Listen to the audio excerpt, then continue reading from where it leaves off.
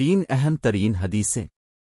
حدیث نمبر 1، رسول اللہ صلی اللہ علیہ وسلم نے فرمایا کہ اللہ پاک نے فرمایا ہے کہ ابن آدم نے مجھے جھٹلایا حالانکہ اس کے لیے یہ مناسب نہ تھا۔ اس نے مجھے گالی دی حالانکہ یہ اس کا حق نہیں تھا۔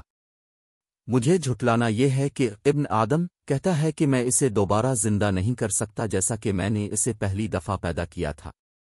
اس کا گالی دینا یہ ہے کہ کہتا ہے اللہ نے بیٹا بنا لیا ہے، حالانکہ میں بے پرواہ ہوں، میرے ہاں نہ کوئی اولاد ہے اور نہ میں کسی کی اولاد اور نہ کوئی میرے برابر کا ہے۔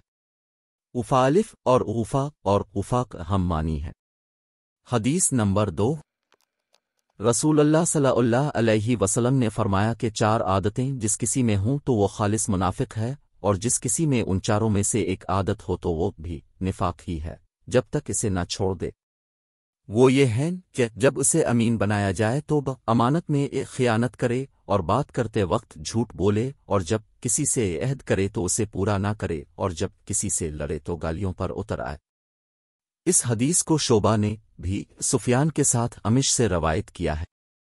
حدیث نمبر 3، نبی کریم صلی اللہ علیہ وسلم نے فرمایا بے شک دین آسان ہے، اور جو شخص دین میں سختی اختیار کرے گا تو دین اس پر غالب آ جائے گا اور اس کی سختی نہ چل سکے گی، بس اس لیے کہ اپنے عمل میں پختگی اختیار کرو اور جہاں تک ممکن ہو میانہ روی برتو اور خوش ہو جاؤ کہ اس طرز عمل سے تم کو دارین کے فوائد حاصل ہوں گے، اور صبح اور دوپہر اور شام اور کسی قدر رات میں عبادت سے مدد حاصل کرو۔